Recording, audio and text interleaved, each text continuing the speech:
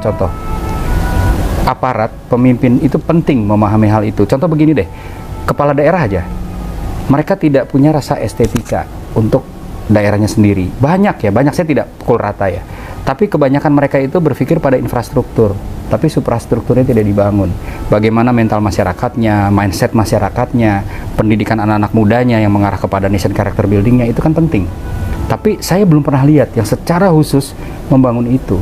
Jadi hanya berpikir tolok ukur pembangunan itu dari keberhasilan banyaknya mall, banyaknya tempat-tempat yang sifatnya fisik gitu. Tapi yang non fisik tidak pernah dibangun. Kita bisa lihat bagaimana kota-kota di luar negeri yang berbudaya. Mereka punya elemen estetis di setiap wilayahnya. Tentunya butuh kemampuan orang-orang kreatif ya, bagaimana mengolah elemen estetis itu menjadi tempat untuk mereka merasakan adanya kenyamanan, baik taman maupun elemen-elemen yang menarik lainnya, dan itu pun merupakan identitas wilayah. Kita kalau misalnya naik pesawat sampai di Bali, kita tahu itu di Bali kan, dengan motif-motif Balinya itu khas sekali Bali. Nah itu identitas itu pun yang perlu dibangun ya. Artinya perlu keahlian juga kan. Toh sekarang sarjana-sarjana desain, sarjana-sarjana seni rupa kita sudah banyak berkolaborasi dengan arsitek, dengan ya jelas dengan civil engineer yang bisa memahami bagaimana memainkan bentuk dengan bentangan yang kuat gitu. Itu kan butuh kemampuan seorang pemimpin yang mempunyai jiwa estetik yang kuat gitu.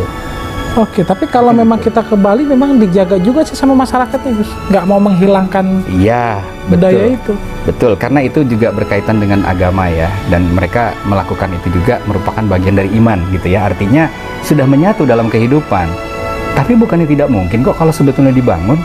Beberapa daerah saya lihat memang sudah ada upaya gitu ya. Hanya mungkin kalau saya perhatikan, karena saya juga kan dulu berlatar belakang pendidikan desain ya. Jadi saya juga sedikit banyaknya saya memahami bagaimana kira-kira ada bentuk-bentuk yang sifatnya form follow function, artinya bentuk yang menarik tapi fungsinya itu juga maksimal gitu, bisa diperoleh secara maksimal. Seperti desain sistem kota, kemudian penggunaan warna yang membuat orang itu nyaman gitu di daerah tersebut oleh seorang pemimpin. Kita tidak usahlah bicara teknis, pasti kan ada orang yang bisa membuat hitungan anggaran belanja. Kemudian ada yang bisa berpikir masalah struktur bangunan. Itu ada psikologisnya, memang ada.